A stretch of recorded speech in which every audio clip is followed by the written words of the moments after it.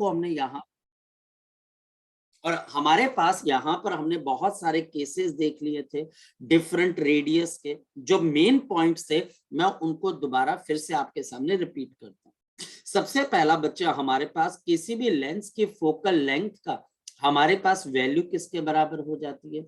This is the refractive index of the lens, refractive index of the surrounding minus of 1, ये factor है 1/R1 -1 upon आपके पास R2, जहां पर मेरे पास mu naught outside या surrounding के हमारे पास यहां पर रिफ्रैक्टिव इंडेक्स है, म्यू एल मेरे पास लेंस की रिफ्रैक्टिव इंडेक्स है म्यू एल, एफ एल इसकी फोकल लेंथ है। रही बात बच्चे हमारे पास रेडियस ऑफ कर्वेचर की, कन्वेक्स के लिए मेरे पास ये R1 रहता है और ये हमारे पास पॉजिटिव है C1 यहाँ पर, मेरे पास कन्वेक्स के लिए ये R2 रहता है, सेंटर ऑफ कर्वेचर C2 यहाँ पर, मेरे पास यहाँ पर ये कनकेव के किस्म का आपके पास लेंस आ जाता है, ये मेरे पास C1 यहाँ पर है, तो R1 आपके पास यहाँ पर है, ये नेगेटिव का है, C2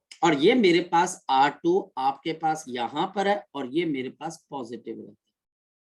अगर हमारे पास यहाँ पर लेंस के किसी भी एक हिस्से को हम ब्रेक कर देते हैं तो हमारे पास उसका रेडियस भी चेंज हो जाएगा। नेक्स्ट वन, हमारे पास यहाँ पर ये लेंस किसकी तरह बिहेव करता है? एक कन्वर्जेंट लेंस होता है, ये हमारे पास एक कन्वर्जेंट लेंस होता है क्योंकि इसकी फोकल लेंथ आपके पास पॉजिटिव होती है। ये हमारे पास कौन सा लेंस होता है? डाइवर्जेंट लेंस होता है, और इसकी फोकल लेंथ हमारे पास क्या होती है? पॉजिटिव होती है कि नेगेटिव होती है? तो आंसर है नेगेटिव होती है।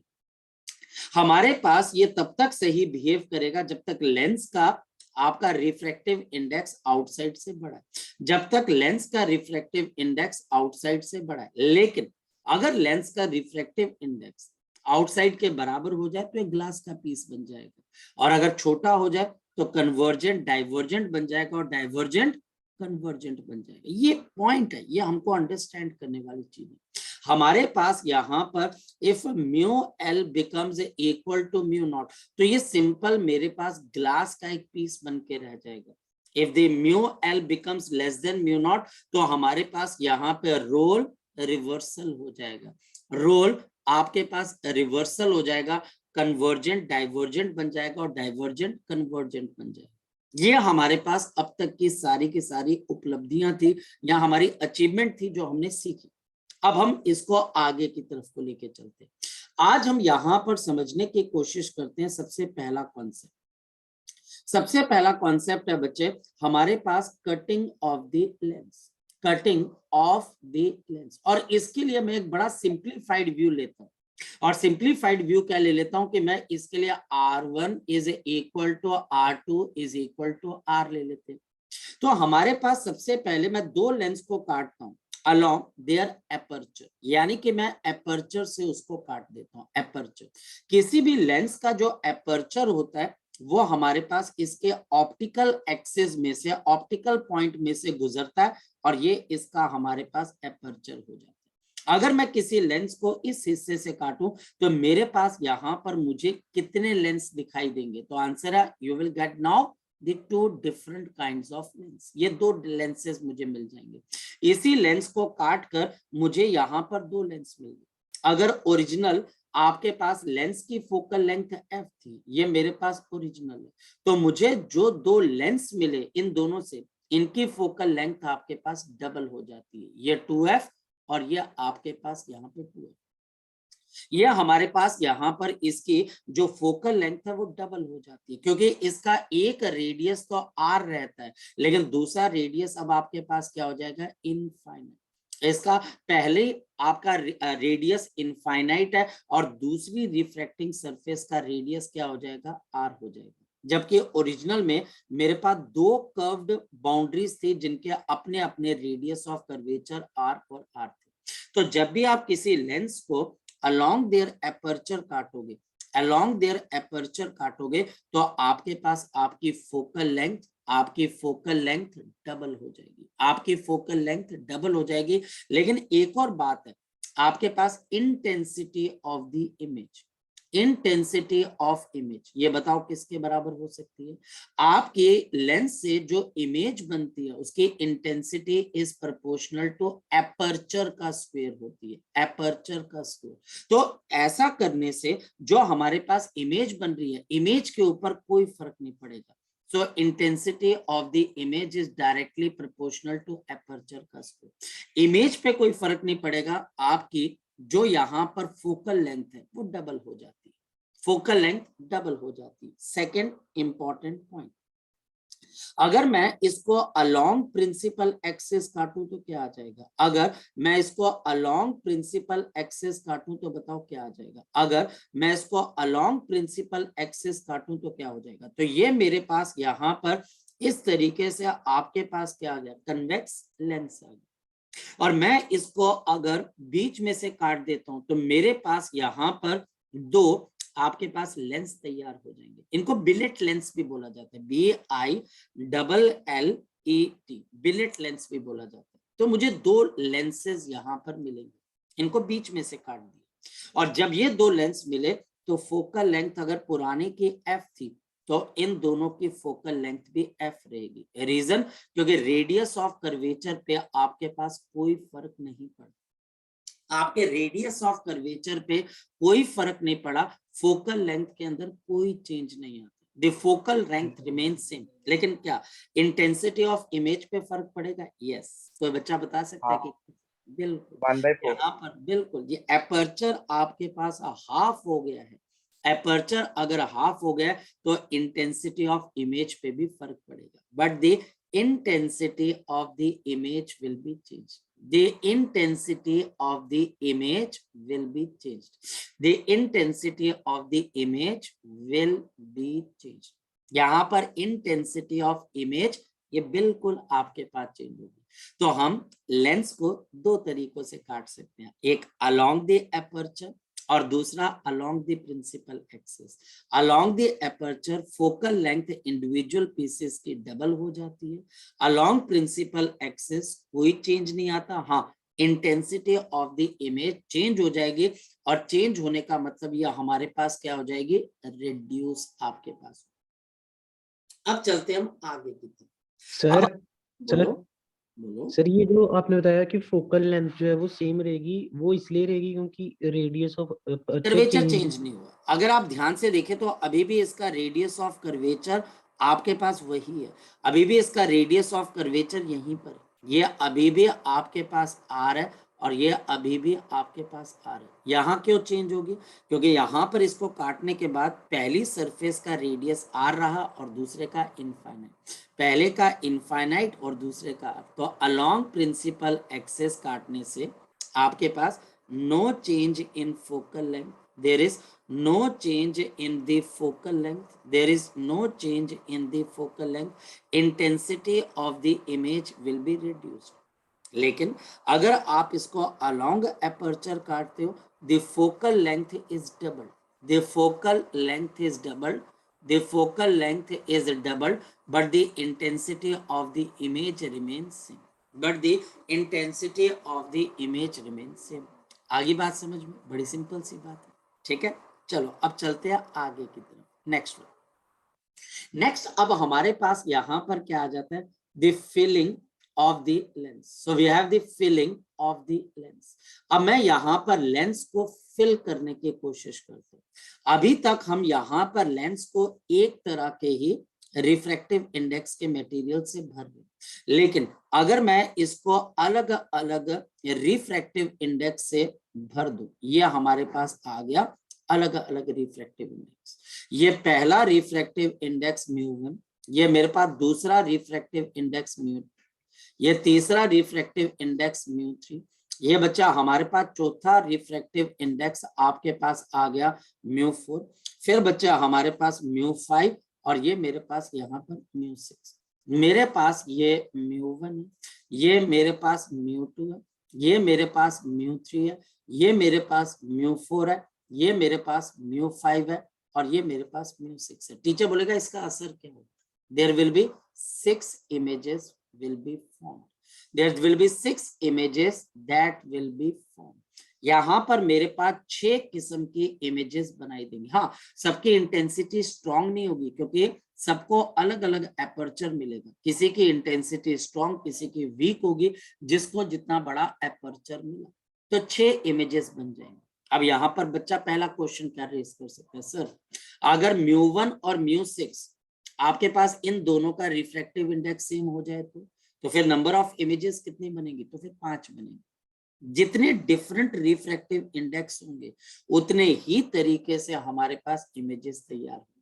सर अगर μ1 μ2 और μ6 का इमेज आपके पास हो जाए सेम रिफ्रैक्टिव इंडेक्स, तो हम μ1 μ2 और μ6 की इन तीनों की इमेजेस को सिंगल गिनेंगे और फिर इनकी एक इमेज बनेगी, μ3 μ4 और μ5 की इनकी अपनी 3 इमेजेस बनेगी। तो टोटल इमेजेस यहाँ पर 4 बन जाएंगी। ये पॉइंट आपको समझ में आना चाहिए कि मेरे पास ये दिशा सर अगर जैसे अभी हमारे पास ये जो रिफ्रैक्ट हमने बाहर का मीडियम जो है वो एयर ही लिया है, तो ये हर एक जितने भी रिफ्रैक्टिव इंडेक्स है ये उस मतलब जो भी हमारे पास लेंस है वो अपने टाइप की अपने नेचर के हिसाब से इमेज बना रहा है। अगर हम लोग उसको वेरिएट कर देंगे तो फिर जो भी 6 इमेजेस बनेंगी वो हमारे पास उल्टे नेचर की बनेंगी, है ना? डेफिनेटली बच्चा, हमारे पास उसकी नेचर डिफरेंट हो जाएगी, बिहेवियर डिफरेंट हो जाएगा, तो डिफरेंट, बिल्कुल सही कह रहे हो बच्चे। यहाँ पर ये आपके पास फिर डिस्कशन का पॉइंट आ जाता है लड़की, कि अगर आप बाहर वाले के मीडियम को चेंज करोगे तो क्या हो जाएगा, फिर इमेजेस पे फर्क पड़ेगा। मेरे पास अगर डिफरेंट रिफ्रैक्टिव इंडेक्स है, अगर मेरे पास डिफरेंट रिफ्रैक्टिव इंडेक्स है बच्चा हमारे पास, मान लिया जाए, और हमारे पास यहाँ पर वो डिफरेंट इमेजेस को तैयार करेगा, या हमारे पास डिफरेंट इमेजेस को तैयार करेगा, डिफरेंट रिफ्रैक्टिव इंडेक्स मेरे पास यहाँ पर डिफरेंट इमेजेस को तैयार करेगा, इस बात का ध्यान रखना। ये हमारे पास आ जाता है फिलिंग ऑफ द लेंस। लेकिन अगर टीचर हमारे पास हमें कुछ इस तरीके से बताता है कि ये मेरे पास यहाँ पर ऐसे आ गया, और अब मैं इस लेंस को इस तरीके से आपके पास क्या कर रहा हूं बच्चे, अलग अलग रिफ्रैक्टिव इंडेक्स से भर रहा हूं, क्या अब अलग अलग इमेजेस फॉर्म होंगे कि सेम इमेज फॉर्म होगी? तो ये मेरे पास आ गया μ1 और ये बच्चे μ2। और लाइट हमारे पास कहां से कहां पर चल रही है, ये लाइट आपके पास लेफ्ट से राइट की तरफ को चल रही है। तो याद रखना, यहां पर मेरे पास single image will be formed. इस केस में मेरे पास single image will be formed, यहां पर single image will be formed. Reason, क्योंकि यहाँ पर ये दो लेंसेज बन जाएंगे जिनके कॉम्बिनेशन की वजह से आपके पास क्या हो रहा है बच्चे, आपकी इमेज तैयार हो रही है। ऊपर वाले केस में लेंस का हर पार्ट उस ऑब्जेक्ट से लाइट को लेकर अपनी अपनी इमेज बनाएगा। नीचे के अंदर जो पहला लेंस है वो लाइट को सेंड करेगा दूसरे लेंस की तरफ, इसका मतलब दोनों मिलकर एक सिंगल इमेज बनाएंगे। ऊपर ऐसी बच्चे बात नहीं, ऊपर जितने भी लेंसेज बने हैं वो ऑब्जेक्ट से इंडिपेंडेंटली लाइट को क्या कर रहे हैं बच्चे, ट्रैप कर रहे हैं। और नीचे वाले बच्चे इंडिपेंडेंटली है, डिपेंडेंट है। लेंस जो 1 है इसमें से लाइट गुजरेगी तो आपके पास लेंस 2 के अंदर जाएगी, ताकि आपके पास इमेज बन सके, ताकि आपके पास क्या बन सके, इमेज आपके पास तैयार हो सके। इस वजह से यहाँ पर सिंगल इमेज तैयार होगी और ऊपर हमारे पास 6 इमेजेस तैयार होंगी, क्योंकि वहां पे 6 लेंसेज हैं जो एक दूसरे के ऊपर नीचे लगे हुए हैं और ये इंडिपेंडेंटली काम कर रहे हैं। क्या लेंस 1 से लाइट लेंस 2 की तरफ को जा रही है? क्या लेंस 2 से लाइट लेंस 3 की तरफ जा रही है? नहीं है ना बच्चे। यहाँ पर इसकी लाइट अपनी जा रही है, इसकी अपनी जा रही है, इसकी अपनी, इसकी अपनी, इसकी अपनी और इसकी अपनी, क्योंकि ये 6 लेंसेज के पास इंडिपेंडेंटली लाइट पहुंच रही है। लेकिन यहाँ पर नीचे ऐसा नहीं है, यहाँ पर लाइट सबसे पहले 1 में से निकलकर 2 में से गुजरेगी, इस वजह से यहाँ पर सिंगल इमेज बनी। ठीक, हाँ प्रज्वल बोलो क्वेश्चन बच्चे, बोलो प्रज्वल। सर ये μ1 एक लेंस पूरा है और μ2 एक लेंस पूरा है, जहाँ यस उसमें भी कुछ एग्जैक्टली और बच्चे, ऊपर से लेके नीचे तक भरा हुआ है। यहाँ पर आपके पास ये μ1 पूरा का पूरा यहाँ पर है, और ये बच्चे μ2 आपके पास ये दूसरा लेंस है। ठीक है, इसमें से लाइट गुजरेगी तभी तो वो दूसरे के पास पहुंचेगी। तो μ1 से गुजरे बगैर लाइट म्यू2 तक नहीं पहुंच सकती। इसका मतलब दोनों मिलकर इमेज बनाएंगे। और यहाँ पर क्या म्यू1 वाली लाइट म्यू2 से गुजरेगी कि ये दोनों इंडिपेंडेंट है? तो आंसर है यार ये दोनों तो इंडिपेंडेंट है। इसको आप ऐसे समझ सकते हो, यहाँ पर सारे लेंसेज किस में लगे हुए बच्चे? सीरीज में लगे हुए कि पैरेलल में? पैरेलल में। और यहाँ पर ये दो लेंसेज किस में लगे हुए? पैरेलल में लगे हुए कि सीरीज के अंदर? तो आंसर है सीरीज के अंदर। तो इस वजह से यहाँ पर सिंगल इमेज बनेगी और ऊपर की तरफ बच्चा हमारे पास 6 इमेजेस बनेगी। आई बात समझ में? आगे बात समझ में? चले आगे, चलो। सो हमारे पास इधर भी अगर पोर्शंस होते तो वो भी काउंट करके हम बना फिर देते। तो बच्चे वो काउंट कर लेते आप। इसके अंदर से अगर कोई टीचर आपको ऐसे बोल देता कि ये मेरे पास एक लेंस है, ये एक लेंस है, ये एक लेंस है, ये म्यू1 है, ये म्यू2 है, ये म्यू3 है, ये म्यू4 है, अब आपको बताना है इसके अंदर से कितनी इमेजेस बनेंगी। तो एक ये बनाएगा, दो ये, तीसरी ये, तीन इमेजेस बन जाएंगे। ठीक है, क्लियर है प्रज्वल?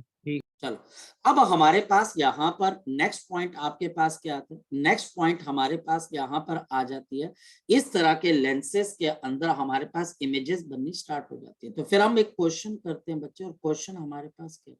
क्वेश्चन ये है, मेरे पास यहाँ पर इस तरीके से आपके पास एक लेंस है, ये हमने एक स्पेशली लेंस को यहाँ पे डिजाइन किया, और ये लेंस का रेडियस ऑफ कर्वेचर मेरे पास डिफरेंट है।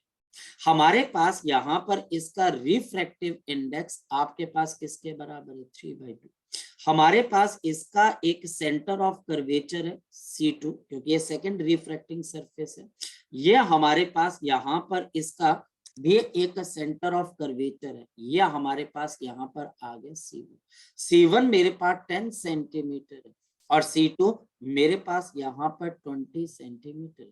मुझे इस लेंस की calculate the focal length, calculate the focal length of this lens, calculate the focal length of this lens।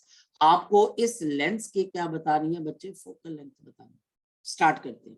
इस लेंस की बच्चा हमारे पास हमें फोकल लेंथ किस तरीके से पता लगे? सबसे पहली चीज, क्योंकि सारे distances left to right positive होते हैं, सारे डिस्टेंसेस राइट टू लेफ्ट क्या होते हैं? नेगेटिव। तो इस हमारे पास रिफ्रैक्टिंग सरफेस के दो रेडियस ऑफ कर्वेचर 10 सेंटीमीटर पहली रिफ्रैक्टिंग सरफेस का है, तो ये R1 है, और ये प्लस ऑफ 10 सेंटीमीटर आ जाएगा। ये मेरे पास यहाँ पर R2 है, और ये मेरे पास क्या आ जाएगा? प्लस ऑफ 20 सेंटीमीटर, ये दूसरा आ जाएगा। 1 focal length of the lens, ये मेरे पास क्या आ जाएगा? μL minus of 1/R1 minus 1/R2, 1 focal length of the lens, and this will be 3/2 minus of 1/R1, 10 minus 1/20। ये हमारे पास यहाँ पे रिजल्ट आ जाएगा। और this will be 1 focal length of the lens, half। और यहाँ पर इसको सॉल्व करेंगे तो 10 डिवाइडेड बाई 20। तो सॉल्व अगर हम करते 10 डिवाइड बाई 200, ये कैंसिल हो जाएगा। So focal length of this lens will be plus of 40 centimetre. Now this lens is behaving like a converging lens. ये हमारे पास कन्वर्जिंग लेंस की तरह बिहेव करता है। Now this is behaving like a converging lens. इस lens का बच्चे एक स्पेशल नाम है। Now this is called the concavo convex lens, this is called the concavo convex lens। आप इसको concavo convex lens के नाम से भी जानते हैं। तो हमारे पास यहाँ पर क्वेश्चन सॉल्व हो जाता है। किसी बच्चे का कोई डाउट है तो वो बच्चा मुझसे पूछ सकता है। शाबाश। है किसी बच्चे का डाउट? है किसी बच्चे का कोई डाउट? क्लियर है सर। चलो सर, इसका नेक्स्ट जो सेकेंड वाला सरफेस है वो कनकेव लेंस की तरह बिहेव कर रहा है। क्या बच्चे? सर, जो इसका सेकेंड वाला है वो कनकेव की तरह होता है। हाँ, मतलब कि इसको नाम दे दिया गया, मतलब कि सिंपल इसको सिचुएशन के अंदर बच्चा आपके पास जैसे होता है ना कि म्यूटेंट हो जाता है कोई भी कोरोना वायरस, तो हम उसको एक नाम दे रहे हो ओमिक्रॉन, डेल्टा, वैसे बच्चे किसी ने इस लेंस को सोचा और नाम क्या रख दिया? कनकेवो कन्वेक्स। इसका एक वर्जन और भी आता है, और उसके अंदर बच्चा हमारे पास वो लेंस कुछ इस तरीके से बन जाता है, लड़के ऐसे करके। अब इसका नाम क्या रख देते हैं? कन्वेक्सो कनकेव लेंस। तो नाम बच्चे हमने उल्टा रख दिया, क्या कन्वेक्सो कनकेव लेंस आ जाता है। ये सिर्फ आपको एक और हाँ तेरे को एक बात बताता हूँ आयुष, ये सारे क्वेश्चंस पंजाब बोर्ड के भी कवर कर रहे हैं साथ साथ, यानी कि इसमें से कई ऐसे क्वेश्चन है भाई जो पंजाब बोर्ड के अंदर पूछे गए थे। और मैं बच्चों को खासकर सीबीएसई वालों को बोलता हूँ कि देख लो भाई पंजाब बोर्ड के भी क्वेश्चन जो होते हैं वो ऐसा नहीं होता है कि वो आए और उन्होंने बहुत सिंपल सा 2+3=5 पूछ ली, नहीं भाई, पंजाब बोर्ड के क्वेश्चंस हैं ये ठीक ठाक लेवल के क्वेश्चंस आते हैं पंजाब बोर्ड के अंदर। और कई तो ऐसे क्वेश्चन है जो पहले साल पंजाब बोर्ड में अगले साल उनको सीबीएसई बोर्ड ने बच्चे जो है वो क्या कर दिया, अपने एग्जामिनेशन के अंदर पूछ लिए। तो भाई ठीक ठाक लेवल के क्वेश्चन आते हैं, ठीक है। वैसे क्लियर है ये क्वेश्चन कि कैसे किया हमने इसके अंदर से, साइन कन्वेंशन में इसमें बच्चा फंस सकता है तो इस वजह से हमने इस क्वेश्चन को किया, ठीक है, क्लियर है जी। दिशा बोलो बेटा। तो मेरी मीटिंग लीव हो गई, थोड़ा सा बता दीजिए। कुछ भी नहीं बच्चे, हमारे पास यहाँ पर ये एक स्पेशल किस्म का हमने लेंस लिया जिसका नाम आपके पास होता है कनकेवो कन्वेक्स लेंस। इसमें इस लेंस को हमने कुछ इस तरीके से मॉडिफाई कर दिया कि इन दोनों के जो आपके पास सेंटर ऑफ कर्वेचर है या रेडियस ऑफ कर्वेचर है वो राइट हैंड साइड पे लाई कर रहे हैं। यानी कि पहली रिफ्रैक्टिंग सरफेस का सेंटर C1 यानी कि R1 वो राइट हैंड साइड पे है तो पॉजिटिव होगा। दूसरी रिफ्रैक्टिंग सरफेस है, इसका सेंटर ऑफ कर्वेचर C2 तो R2 20 सेंटीमीटर, ये भी बच्चे हमारे पास राइट हैंड साइड पे, तो दोनों हमारे पास पॉजिटिव हो जाएंगे। Refractive index of lens is 3/2, value डाली और हमारे पास फोकल लेंथ 40 सेंटीमीटर आ गई। बस इतनी सी चीज है, ठीक है, क्लियर है, चले आगे चलो। यस तो अब हमारे पास यहाँ पर नेक्स्ट चीज क्या आती है, नेक्स्ट चीज बच्चा हमारे पास यहाँ पर आ जाती है which is known as to be the silvering of the lens, which is known as to be the silvering of the lens. इसको सिल्वर्ड लेंस भी बोलते हैं, इसको हम सिल्वर्ड लेंस भी बोल देते हैं। Now what we do in some of the cases, in some of the lenses, हम अगर कोई लेंसेज लेते हैं बच्चे, in some of the lenses we, हम क्या करते हैं बच्चे, we apply silver, we apply reflecting paint, we apply the reflecting paint on the back side, on the back side यानी कि second refracting surface, back side यानी कि second refracting surface, second refracting surface, second refracting surface, second refracting surface of the lens, of the lens. जैसे कि मेरे पास यहाँ पर आपके पास ये लेंस आ गया और मैंने इसकी बैक साइड के ऊपर क्या लगा दिया बच्चे, सिल्वर लगा दिया, मैंने इसको रिफ्लेक्टिंग पेंट लगा दी, ये सिल्वर लेंस बन गया। जैसे मेरे पास यहाँ पर इस तरीके से आपके पास लेंस है और मैंने यहाँ पर इसके पीछे क्या लगा दिया बच्चे, सिल्वरिंग कर दी बच्चे। जैसे मेरे पास यहाँ पर इस तरीके से आपके पास लेंस है और मैंने इस लेंस की बैक साइड जो सेकंड रिफ्रैक्टिंग सरफेस है उसके ऊपर मैंने सिल्वरिंग कर दी, और सिल्वरिंग करने से बच्चे इस लेंस का बिहेवियर चेंज हो जाएगा। अब हमारे पास पहला पॉइंट, जो पहला कॉन्सेप्ट है, this silvered lens is equivalent to, this silvered lens is equivalent to mirror, is equivalent to mirror. ये अब मेरे पास इक्विवेलेंट हो जाएगा मिरर से, ये बच्चे अब मिरर के इक्विवेलेंट माना जाएगा, यानी कि अब इसमें लेंस की कोई प्रॉपर्टी नहीं रहेगी, अब ये मिरर की तरह माना जाएगा। Now this will be considered as mirror, number 1। Number 2 बच्चा हमारे पास द फोकल लेंथ, अब जो फोकल लेंथ है बच्चे, the focal length, the focal length of the silvered lens, the focal length of the silvered lens is आपके पास equivalent, अब ये equivalent है, अब ये किसके equivalent है बच्चे, equivalent to the, it is equivalent to the focal length of a mirror, focal length of a mirror, focal length of the mirror। आप इसको, इसकी जो भी फोकल लेंथ आएगी आप उसको मिरर की फोकल लेंथ मानोगे। जी दिशा बोलो बच्चे, बोलो। नो सर, वो पिछले टाइम के हैंड रेज रह गए। सो हमारे पास यहाँ पर the focal length of the silver lens is equivalent to the focal length of the mirror. जो भी हम इसकी फोकल लेंथ को कैलकुलेट करेंगे वो फोकल लेंथ मिरर की फोकल लेंथ मानी जाएगी, वो मिरर की फोकल लेंथ मानी जाएगी। एंड सब्सिक्वेंटली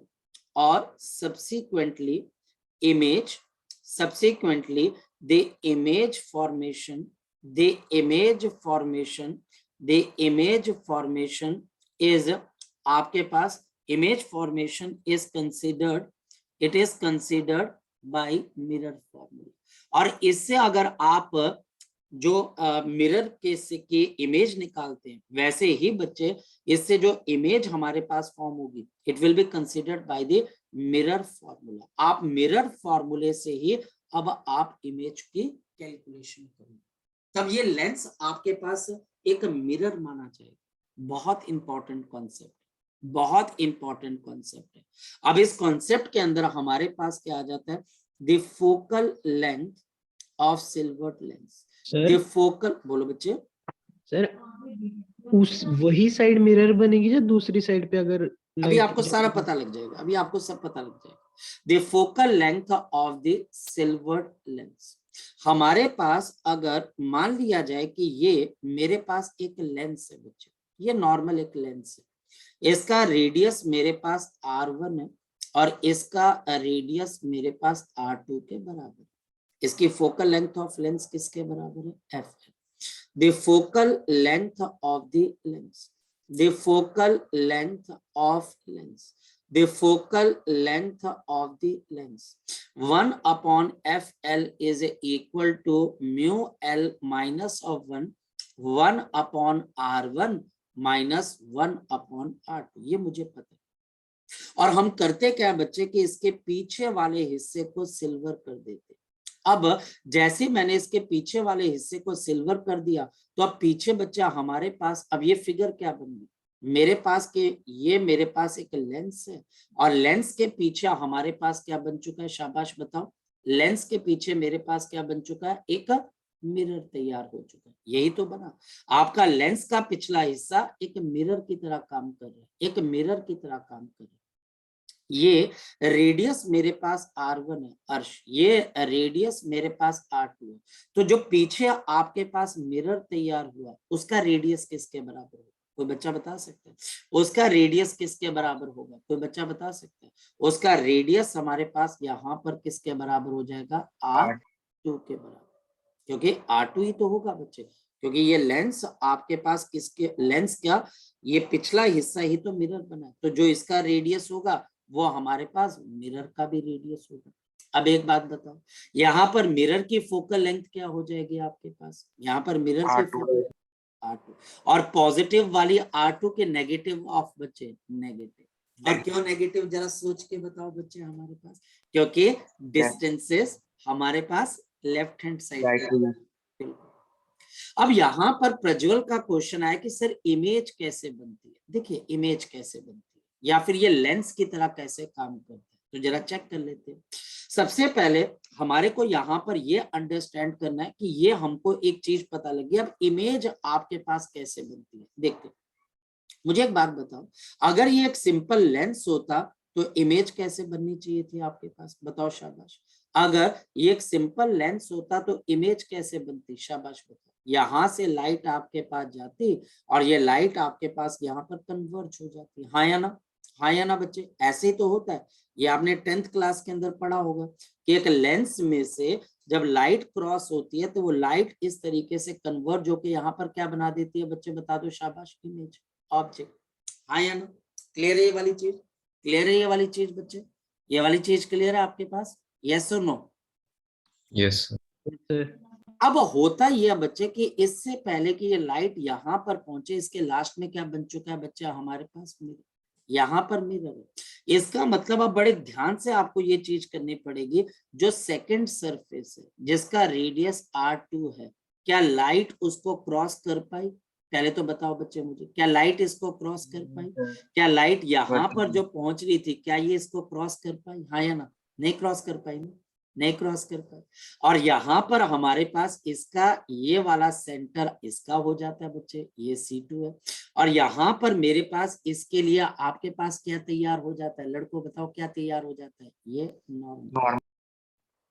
अब लाइट बच्चा हमारे पास पहुंचना चाहती थी आपके पास, यहाँ पर इमेज बनाना चाहती थी यहाँ पर, लेकिन हुआ ये बच्चा हमारे पास कि ये मिरर ने इसको रोक दिया।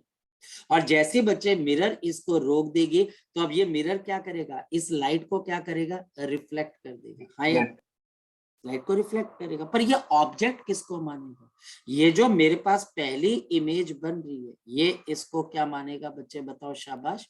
Virtual object.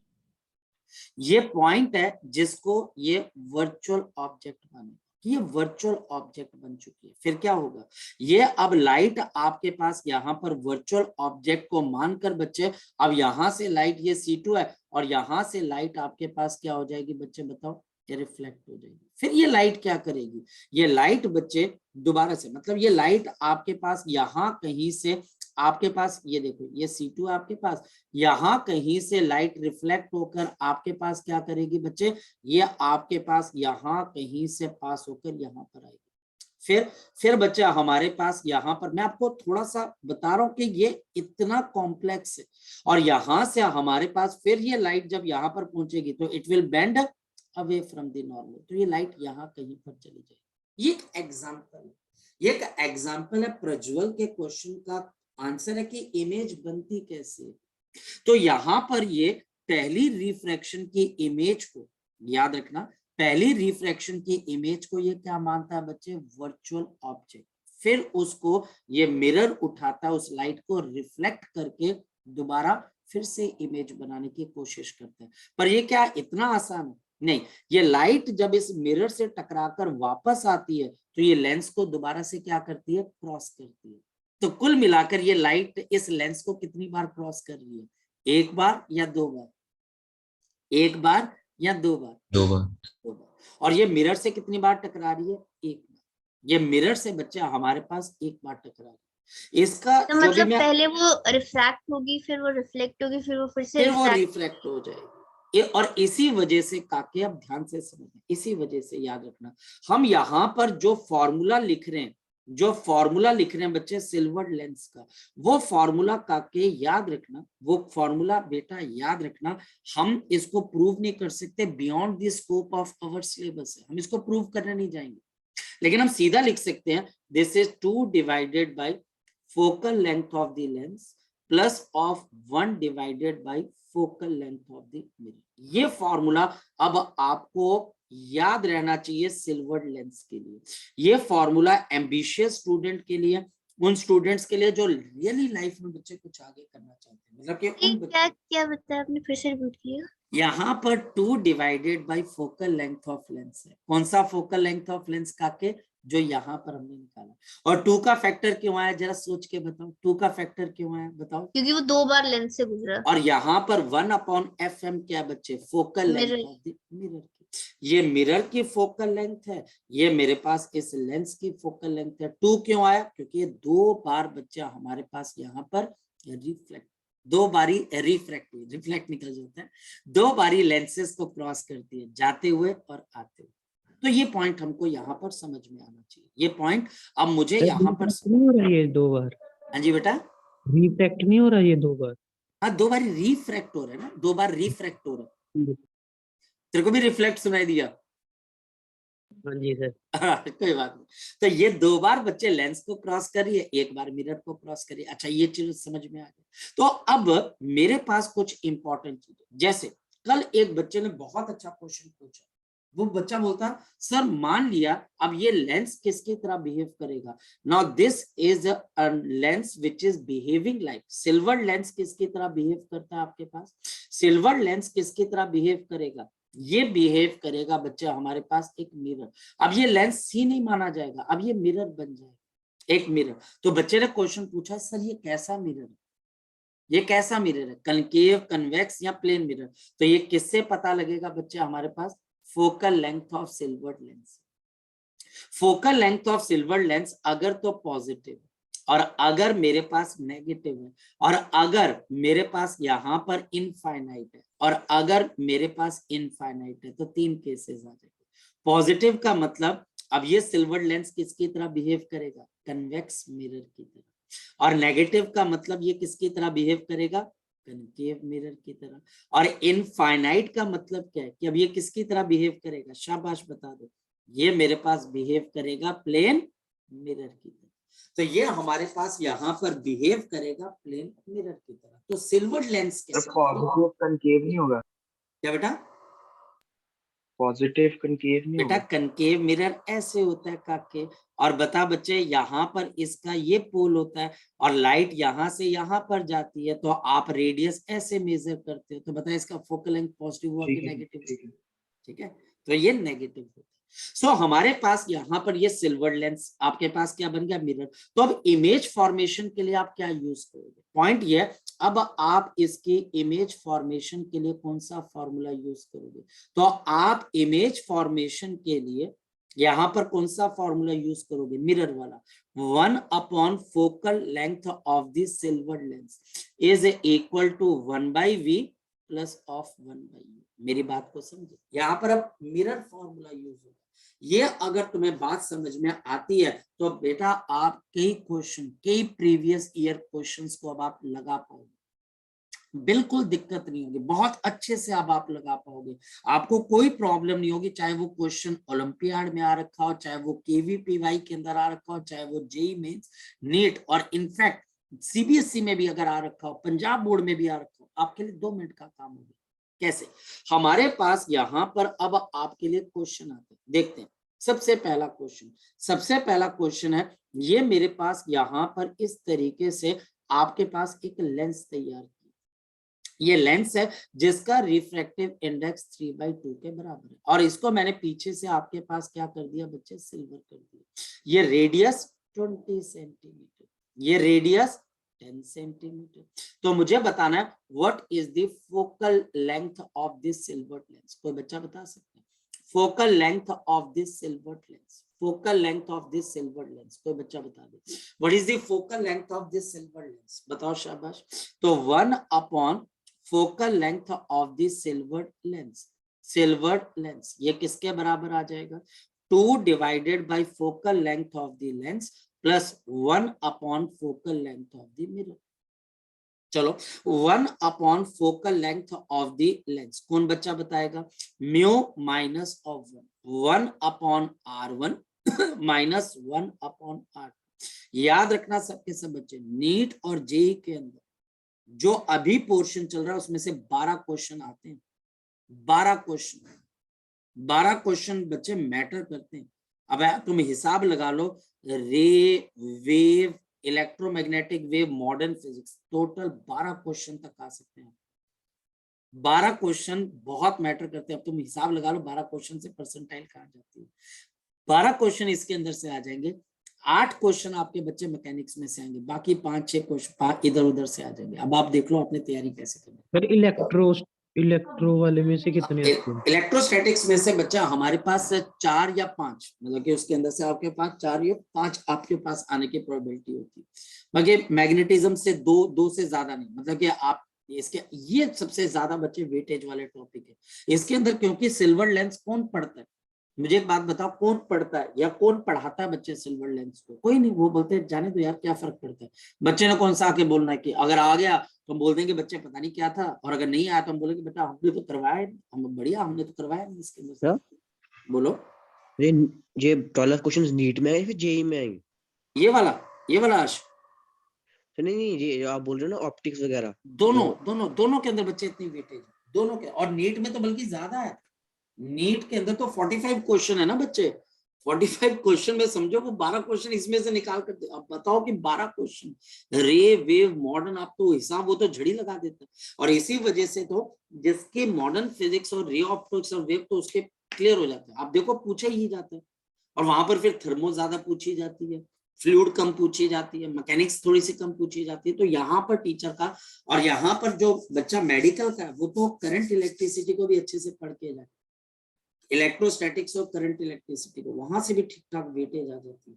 तो जो बच्चा मेडिकल का है वो तो ये छोड़ ही नहीं सकता ना सिल्वर लेंस वाला, और जो बच्चा नॉन मेडिकल का है भाई देख लो, सिंपल सी बात है, यहाँ पर अगर आप बच गए, जेईई मेंस में बच गए बेटा, क्योंकि 6 शिफ्टों के अंदर पेपर होना है बेटा, एडवांस में फंसोगे। और आपने बच्चे, मैंने आपको बोला था बॉम्बे वाला पेपर डाउनलोड कर लेना, कर लिया डाउनलोड? कर लिया Yes. डाउनलोड कि नहीं किया? और दूसरी बात है कि जो पेपर है मैकेनिक्स का, जो मैंने सर, फुल उसमें- मैकेनिक्स का पेपर रखा था, वो मैंने अब संडे को शिफ्ट कर दिया। बच्चों ने बोला कि सर थोड़ा टाइम चाहिए, घबरा गए, ठीक है, तो वो संडे को हो जाएगा, ठीक है। सर वो वाला कौन सी वेबसाइट से करना है सर? मैं तेरे को वेबसाइट, तुम जेईई एडवांस की वेबसाइट पे चले जाओ, jeeadvance.ac. उसमें हो जाएगा, उसमें प्रीवियस ईयर है। लेकिन बॉम्बे वाले करने का के पूरे मत करना, मतलब कि हाँ अपने आप को बहुत कंस्ट्रेंट, प्रिंट आउट लो, उसको एनालाइज करते रहो। अगर अभी भी कुछ नहीं हुआ है तो प्रीवियस ईयर क्वेश्चन के पॉइंट्स लिखते रहो कि इस पेपर में, इस क्वेश्चन में क्या पूछा गया था, क्या पूछा गया था, कैसे पूछा गया था, बस वो करो बच्चे, अपने आप हो जाएगा। अब हमारे पास यहाँ पर फोकल लेंथ ऑफ लेंस किसके बराबर है? 3/2 माइनस ऑफ 1। इस हफ्ते आपका रिजल्ट भी आ जाएगा, 1/20 माइनस 1/10। ये बच्चा हमारे पास हाफ आ जाएगा। यहाँ पर हाँ क्या क्या सीबीएसई का हाँ सीबीएसई का तो रिजल्ट आने वाला है। तो ये बच्चा हमारे पास प्लस ऑफ 40 सेंटीमीटर। मुझे बोला सर कहीं नहीं लगाना, क्या बेटा? माइनस प्लस कहीं नहीं लगाना। यहाँ पर आपके पास, हाँ ये तो भूल गए, यहाँ पर बच्चा हमारे पास माइनस आपके पास यहाँ पर आना था, और लड़के ने सही बोला भाई, बिल्कुल माइनस प्लस कहीं नहीं लगाना भाई। सर टोल टैक्स के बगैर ही गाड़ी लखनपुर में गाड़ी पहले रोको, पहले बोलते कि भाई टोल टैक्स करो दिशा, उसके बाद क्या बोलते हैं हर्ष, क्या बोलते हैं, पहले टोल नहीं टैक्स सर, हो सबसे फिर पहले लिखाओ। पल्ले खाते हैं ना हम हाँ लोग तो। फिर खाओ पल्ले। तो अभी भी वहां पर भाई बहुत सख्ताई है J&K के अंदर, वो तो भाई अगर टेस्ट होना ही होना है आपके पास, वो आपको नहीं रोकते हैं, मतलब आप जैसे मर्जी कर लो, आपको वो टेस्ट लेके भेजते। तो ये 200 वो बोलते हैं हमारे यहाँ पर कोई पॉजिटिव इंसान नहीं जाना चाहिए, सारे नेगेटिव इंसान जाने चाहिए। तो focal length of the lens 1/FL किसके बराबर आ जाएगा? This is in 3/40। ठीक, हाँ बोल बोल बच्चे। 13.3। हाँ तो ये बच्चा हमारे पास 40/3, तो ये हमारे पास 3 क्या आ जाएगा बच्चे? 40 आ गया। अब पॉइंट बच्चा हमारे पास आता है फोकल लेंथ ऑफ मिरर। ये प्रॉब्लम, जो फोकल लेंथ है मिरर की, ये मिरर बच्चा आपके पास ऐसे बन रहा है, तो इसका रेडियस क्या माना जाएगा? 10 सेंटीमीटर, क्योंकि पीछे बन रहा है। और इस वजह से काके जो आपके पास रेडियस ऑफ मिरर है, वो हमारे पास किसके? Minus of 10 centimetre. तो फोकल लेंथ ऑफ मिरर कितने के बराबर है? -5 सेंटीमीटर। तो 1/, focal length of silver lens. तो अब हमारे पास कितना आ जाएगा? 2 मल्टीप्लाइड बाई 1/f। तो 1/f 3/40 है, तो यहाँ पर 3/40 आ गया। एंड माइनस ऑफ 1/fm, तो आपके पास 1/5। ये कैंसल होकर बच्चा हमारे पास 20 आ जाएगा। नेक्स्ट स्टेप, अब बताओ हमारे पास क्या आ जाएगा? 1/, focal length of the silver lens. जल्दी बता दो, एलसीएम कितना आ जाएगा बच्चा हमारे पास? 100 आ जाएगा। और ये बच्चे 15 माइनस ऑफ 20, तो कितना आ जाएगा आपके पास? ये आ जाएगा -5/100। तो जल्दी बता दे, focal length of silver lens कितने के बराबर आ जाएगी? -20 सेंटीमीटर। अब बताओ इसका मतलब क्या हुआ? ये सिल्वर लेंस किसकी तरह बिहेव कर रहा है बच्चे? This is behaving concave mirror. ये बच्चे कनकेव मिरर की तरह, सिल्वर लेंस मिरर की तरह काम करता है। बहुत कम बच्चों को पता है सिल्वर लेंस कनकेव मिरर की तरह काम करता है। इसकी इमेज मिरर की तरह बनती है, इसकी इमेज फॉर्मेशन मिरर से तैयार होती है। चलो एक क्वेश्चन करके देखते हैं, ताकि आपके कॉन्फिडेंस को थोड़ा और बूस्टअप किया जा सके, थोड़ा और बूस्टअप किया जा सके। मुश्किल क्वेश्चन लेते हैं और मुश्किल क्वेश्चन को सॉल्व करने की कोशिश करते हैं। मेरे पास यहाँ पर एक बड़ा अजीब किस्म का आपके पास सिल्वर लेंस है। ये देखिए, बड़ा अजीब किस्म का सिल्वर लेंस है। यहाँ पर इसको मैंने बैक साइड से यहाँ पर क्या कर दिया बच्चे? सिल्वर कर दिया। और मेरे पास इसका रेडियस आपके पास आ गया 10 सेंटीमीटर, रिफ्रैक्टिव इंडेक्स 3/2। और यहाँ पर मेरे पास एक ऑब्जेक्ट को प्लेस किया गया। ऑब्जेक्ट को प्लेस किया गया इस लेंस से आपके पास 40 सेंटीमीटर दूरी पे, 40 सेंटीमीटर की दूरी पे। टीचर मुझे बोलता है इस सिल्वर लेंस से इस ऑब्जेक्ट की इमेज कहां पर बनेगी। अब बच्चा देखते ही इसको बोलता है सर ये क्वेश्चन मैंने नहीं करना, सर पता नहीं इसमें क्या करना। कुछ नहीं करना, बहुत सिंपल सी बात है। सबसे पहले ये मेरे पास एक सिल्वर लेंस है, तो पहले मैं focal length of the lens निकाल लेता हूँ। यहाँ पर म्यू माइनस ऑफ 1, ये मेरे पास 1/r1 माइनस 1/r2। मेरे पास ये R1 आ गया जो कि आपके पास नेगेटिव होगी, और R2 बताओ, R2 बच्चे मेरे पास यहाँ पर क्या आ जाएगी, ये मेरे पास इनफाइनाइट आ जाएगी क्योंकि आपके पास स्ट्रेट लाइन। और मेरे पास 1 focal length of the lens 3/2 minus of 1, 1/r1, 1/-10 minus 1/इंफिनिटी, ये 0। तो 1 फोकल लेंथ काके किसके बराबर आ गया, -1/20 आंसर आ गया। चलो जी, ये पहली चीज है। व्हाट अबाउट द मिरर, जो आपके पास बैक साइड पे मिरर बन रहा है उसका क्या बच्चे, उस मिरर का क्या बच्चे, वो मिरर तो आपके पास कैसा मिरर बन रहा है, प्लेन मिरर बन रहा है।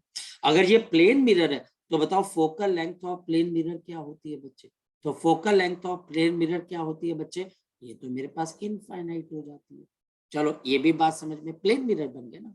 अब मेरे पास नेक्स्ट स्टेप आ जाएगा। नेक्स्ट स्टेप के अंदर अब मेरे को क्या सीखना है, मुझे ये सीखना है कि हमारे पास यहाँ पर अगर हम आगे चले तो 1 focal length of the silver lens, जल्दी बताओ, 2 divided by focal length of the lens plus 1 focal length of mirror.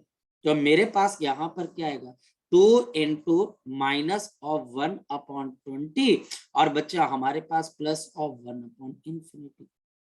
मेरे पास 1 focal length of the silver lens, बताओ कितने के बराबर है, -1/10।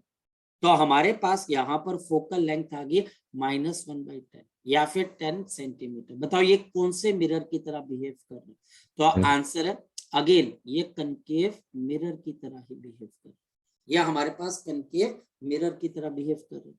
अब मेरे पास इमेज फॉर्मेशन को देखना है। इमेज के लिए अब मैं फॉर्मूला किसका लगाऊंगा बच्चे, मैं फॉर्मूला किसका लगाऊंगा बच्चे, मैं यहाँ पर आपके पास मिरर का ही फॉर्मूला लगाऊंगा, मैं दूसरा फॉर्मूला नहीं लगाऊंगा। Next one 1/v। अब साइन कन्वेंशन के हिसाब से ऑब्जेक्ट कहां पर लोकेटेड है, पॉजिटिव यू पे कि नेगेटिव यू पे, तो आंसर है नेगेटिव यू पे। तो -40 इज इक्वल टू -1/10। तो मेरे पास 1/v is equal to -1/10 plus of 1/40। तो मेरे पास 1/v इज इक्वल टू, नीचे बताओ मेरे पास कितना आ गया 400, ऊपर -40 प्लस ऑफ 10। तो बताओ v की वैल्यू कितने के बराबर आ जाएगी, बोलो शाबाश, ये आ जाएगी -40/3 सेंटीमीटर। ये बच्चा हमारे पास v की वैल्यू है, ये v की वैल्यू आ गई -40/3 सेंटीमीटर। अब कोई बच्चा मुझे बता दे यहाँ पर मैग्निफिकेशन कितने के बराबर है। अब जरा यहाँ पर अब देखो, हम सीधा सीधा और भी बहुत आगे की तरफ को जाते हैं इसकी मैग्निफिकेशन के। तो मैग्निफिकेशन होती है -v/u विदाउट साइन कन्वेंशन। तो माइनस ऑफ v तो -40/3। और बच्चे u आपके पास कितने के बराबर है, u आपके पास यहाँ पर वो भी -40 है, तो हमारे पास -40। तो बताओ ये माइनस माइनस चला गया 40 से 40, तो मैग्निफिकेशन कितने के बराबर आ गई -1/3। बताओ इमेज कैसे बनी, आपकी इमेज कैसे बनी, आपकी इमेज यहाँ पर रियल बनेगी, आपकी इमेज यहाँ पर क्या बनेगी काके, इन्वर्टेड बनेगी। और तीसरी बात, आपकी इमेज यहाँ पर क्या बन जाएगी बच्चे, डिमिनिश बन जाएगी। और आपका क्वेश्चन हो गया सॉल्व, आपका क्वेश्चन यहाँ पर बच्चे सॉल्व हो जाएगा, आपका क्वेश्चन यहाँ पर हमारे पास सॉल्व हो जाएगा। इस बात को अंडरस्टैंड करो, ये मैग्निफिकेशन आपके पास किसके बराबर आ गई, -1/3। ये रियल है, इन्वर्टेड है, और बच्चा हमारे पास डिमिनिश्ड है। ये रियल है, ये इन्वर्टेड है, और लास्ट बच्चा हमारे पास यहाँ पर डिमिनिश्ड। ये बात हमको यहाँ पर पता होनी चाहिए। क्लियर है ये क्वेश्चन, किसी बच्चे ने इस पर डाउट है तो वो पूछ सकता है, शाबाश। किसी बच्चे का डाउट है सिल्वर लेंस पे तो वो पूछ सकता है, शाबाश, जल्दी बच्चे। किसी भी बच्चे का अगर कोई डाउट है तो वो पूछ सकता है, नहीं तो मैं डाउट पूछता हूँ, बोलो शाबाश। किसी बच्चे का अगर कोई डाउट है तो वो बच्चा पूछ सकता है, नहीं तो मैं डाउट पूछता हूँ कि सर ये डाउट होना चाहिए, बोलो। डिमिनिश्ड हम खुद से सोचते हैं ना कि 1 से छोटा होगा हाँ, तो 1 है। से छोटा है, सोचना भी है बच्चा। हमारे पास यहाँ डाटा के हिसाब से -1/3, यानी कि टेक्निकली जो भी आपके पास इमेज बन रही है वो ओरिजिनल बॉडी की जो भी साइज है, सपोज वो 30 सेंटीमीटर है, तो जो इमेज बनेगी वो हमारे पास 10 सेंटीमीटर यानी डिमिनिश बन जाएगी, उसके मुकाबले इमेज की फॉर्मेशन छोटी हो जाएगी, ये कहना चाहते हैं। ठीक है, क्लियर है ये वाली चीज? तो नेगेटिव शो कर देता है और इन्वर्टेड भी वही कर देगा। हाँ, नेगेटिव साइन बच्चे दोनों चीजें बताता है, रियल भी और इन्वर्टेड भी, सही कह रहे हो, नेगेटिव साइन दोनों चीजें बताता है। और जो मैग्नीट्यूड है वो बताता है कि इमेज मैग्नीफाइड बनेगी, सेम साइज की बनेगी या डिमिनिश बनेगी। क्लियर है अब ये चीज, है या ना? ठीक है सर। अब हमारे पास यहाँ पर नेक्स्ट पॉइंट, ये सिल्वर लेंस के बाद आपके पास आ जाता है। मैं डाउट पूछता हूँ, सर अगर सिल्वर लेंस को किसी मीडियम में डाल दिया जाए तो क्या होगा? अगर सिल्वर लेंस को किसी मीडियम के अंदर डाल दिया जाए तो क्या होगा, वो आपको यहाँ पर अब सोचना है। तो उससे जो आसपास का जो आपका मीडियम है उसका रिफ्रैक्टिव इंडेक्स चेंज हो जाएगा, तो लेंस की फोकल लेंथ पे असर आएगा। क्या मिरर की फोकल लेंथ पे कोई असर आएगा? उसकी फोकल लेंथ पे कोई असर नहीं है। Next, power of the lens. Next is the power of the lens. Power of the lens. Power of the lens. हमारे पास lenses की power को अगर हम understand करें, the ability of a lens to converge or diverge a beam which is coming from the infinity, जो कि आपके पास कहां से आपके पास आ रही है बच्चे? It is coming from the infinity, उसको हम पावर ऑफ लेंस बोलते हैं। हमारे पास power of lens is given by 1/4 focal length of the lens divide, और यहाँ पर बच्चे आपने इसको हमेशा किस में निकालना है? मीटर के अंदर। इसकी यूनिट्स आपके पास डायऑप्टर होती है, कैपिटल डी से इसको डिनोट करते हैं बच्चे। डायमेंशंस, पावर ऑफ लेंस की डायमेंशन मेरे पास क्या हो जाती है? L माइनस होगा, और ये फोकल लेंथ हमेशा मीटर में निकालना है। हमारे पास फोकल लेंथ कनकेव और बच्चा हमारे पास कन्वेक्स के लिए बच्चे डिफाइंड होती है। प्लेन के लिए तो बच्चे पावर 0 हो जाएगी। अगर कनकेव लेंस है तो पावर आपके पास नेगेटिव हो जाती है, और अगर कन्वेक्स लेंस है बच्चे तो पावर आपके पास यहाँ पर पॉजिटिव। अगर कनकेव मिरर है तो भी क्या पावर हो सकती है? बिल्कुल, और ये पावर आपके पास क्या हो जाएगी? नेगेटिव। अगर कन्वेक्स मिरर है तो उसकी पावर भी आपके पास क्या हो जाएगी? This will be also equal to आपके पास पॉजिटिव हो जाएगी, ये चीज। और रही बात प्लेन मिरर की, रही बात बच्चा हमारे पास प्लेन मिरर की, तो प्लेन मिरर की फोकल लेंथ क्या होती है? इनफाइनाइट। या फिर बच्चे आपके पास अगर बात की जाए बच्चे कि उसकी फोकल लेंथ इनफाइनाइट है तो इसकी पावर आपके पास यहाँ पर क्या हो जाती है? 0। तो इसकी पावर आपके पास यहाँ पर 0 है। तो ये पॉइंट हमको क्लियर होने चाहिए। लेकिन फोकल लेंथ बच्चे, फिर मैं आपको बोल रहा हूँ, फोकल लेंथ बच्चे हमेशा अपने मीटर में लिखना। इसका मतलब किसी भी लेंस के लिए फॉर्मूला मॉडिफाइड हो जाएगा। Therefore the power of the lens is given bye μL minus of 1, और यहाँ पर 1/R1 माइनस 1/R2, जहां पर हमारे पास R1 को भी आपने यहाँ पर मीटर में लेना है और R2 को भी आपने किस में लेना बच्चे? मीटर में लेना, तो आप पावर ऑफ लेंस निकाल सकते हैं। इसका मतलब सारी वो चीजें दोबारा से रिपीट होने शुरू हो जाएंगी। क्या मेरे पास, अगर मेरे पास μL ग्रेटर देन सराउंडिंग है और μL आपके पास इक्वल टू μ0 है, और अगर μL लेस देन μ0 है, कन्वेक्स लेंस, इसकी पावर बच्चा हमारे पास पॉजिटिव रहेगी। इस केस में आपकी पावर 0 हो जाएगी और इस केस में आपकी पावर नेगेटिव हो जाएगी, क्योंकि कन्वेक्स कनकेव की तरह बिहेव करेगा। कनकेव लेंस की इस केस में पावर नेगेटिव होगी, यहाँ पर पावर 0 हो जाएगी और यहाँ पर आपकी पावर पॉजिटिव हो जाएगी, यहाँ पर पॉजिटिव पावर हो जाएगी। और हमारे पास अगर केस देखा जाए मिरर का, तो मिरर के ऊपर कोई असर नहीं होता, मिरर के ऊपर कोई असर नहीं होता। Next one cutting of the lens. और अगर मैं लेंस को काट दूं तो क्या हो जाएगा, अब जरा बताओ। अगर मैं दोबारा से, हम जहां से चले थे हम देखो वहीं पर वापस पहुंच रहे, कटिंग ऑफ द लेंस। अगर मैं लेंसेस को आपस में काट देता हूं, व्हाट विल हैपन। अगर मेरे पास एक लेंस है और इसकी पावर मेरे पास P है, और जैसे बच्चे मैं इसको यहाँ पर काट देता हूँ, दो हिस्सों के अंदर बांट देता हूँ, ऐसे, एक ऐसे और एक पावर हाफ हो जाएगी, इसकी पावर अब हाफ हो जाएगी क्योंकि फोकल लेंथ डबल हो जाएगी। तो ये मेरे पास P/2 और ये बच्चा हमारे पास यहाँ पर P/2, एक P/2 और दूसरा बच्चा हमारे पास P/2। लेकिन अगर इसी लेंस को मैं इस तरीके से काटूं बच्चे, ऐसे, इस तरीके सेम से, रहेगी पावर। तो सेम रहेगी क्योंकि फोकल लेंथ सेम है तो पावर भी आपके पास सेम रहेगी। तो ये मेरे पास पावर है P और ये भी बच्चे P रहेगी, बस इंटेंसिटी ऑफ इमेजेस चेंज हो जाएगी इस केस में। सारी सिचुएशन हमको यहाँ पर पता लग गई, ये सारी की सारी सिचुएशन हमको यहाँ पर अंडरस्टैंड हो जाती है, किसकी फोकल लेंथ क्या है, कौन पॉजिटिव है कौन नेगेटिव है, ये सारी चीजें हमको धीरे धीरे करके आपके पास पता लगनी शुरू हो जाती है। अब बात करते हैं बच्चे हम नेक्स्ट वन बच्चे, अब मेरे पास आ जाता है combination of the lenses. We have the combination of the lenses, combination of the lenses.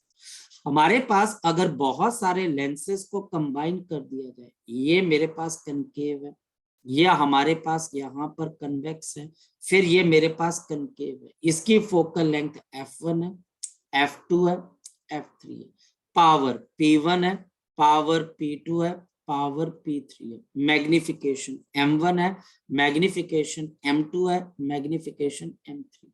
यहाँ पर इस कॉम्बिनेशन की नेट फोकल लेंथ किसके बराबर हो जाएगी, इसके नेट फोकल लेंथ आपके पास आ जाएगी 1/f1 माइनस 1/f2। माइनस क्यों लिया बच्चे, क्योंकि ये कनकेव है, और प्लस ऑफ 1/f3। इन दोनों को पॉजिटिव क्यों लिया, क्योंकि ये भी मेरे पास कन्वेक्स है और ये भी बच्चे हमारे पास कन्वेक्स है, तो पॉजिटिव। ये पहली चीज आ गई नेट पावर। और अगर पावर को देखा जाए तो नेट पावर किसके बराबर आ जाएगी, simple, P1 minus of P2 plus of P3. Magnification, M is equal to M1 into M2 into M3। ये मैग्निफिकेशन मल्टीप्लाई हो जाती है, मैग्निफिकेशन हमारे पास मल्टीप्लाई हो जाती है। इसके अंदर एक स्पेशल केस आता है, सिर्फ एक ही स्पेशल केस है, और वो ये है कि हमारे पास अगर दो लेंसेज के बीच में जिनकी फोकल लेंथ f1 और f2 है, इनके बीच में एक डिस्टेंस क्रिएट कर दिया जाए, ऑप्टिकल सेंटर्स के बीच में d डिस्टेंस है, और इसकी फोकल लेंथ f1 है, ये f2 है। मुझे बताना है कि नेट फोकल लेंथ क्या है, तो 1/f1 1/f2 plus with sign convention है, ये दोनों पॉजिटिव के माइनस, अब ये साइन कन्वेंशन का हिस्सा नहीं है, this is not a part of sign convention, ये फॉर्मूले का हिस्सा है, d divided by f1 into f। Power, इसकी पावर आ जाएगी P1 plus of P2 minus of D into P1 into P2। ये चीजें बच्चे याद करने वाले, you have to learn this one, आपको ये लर्न करना पड़ेगा बच्चे, इसके अलावा और कोई तरीका ही नहीं है, इसको आपके पास कोई तरीका नहीं है, और ये स्पेशल केस है, ये हमारे पास इसको करने का आपके पास क्या आ जाता है, स्पेशल केस हमारे पास आ जाता है। ठीक, चलिए, सो अभी के लिए बच्चे हम इतना ही करते हैं, बाकी चीजें अब हम नेक्स्ट टाइम डिस्कस करेंगे, आप इसको एक बार पढ़ लेना, कोई डिस्कशन करनी होगी तो कर लेना। बोल बच्चे। सर आपने वो क्वेश्चन देखा था? कौन से वाले बच्चे, 33? हाँ जी। अच्छा मैं देखता हूँ अभी, ठीक है मैं देखता हूँ, अभी पेपर चेक किए +1 के ना मैंने सुबह, ठीक है मैं देखता हूँ बच्चे, चलो ओके बच्चे, bye bye, take care, bye.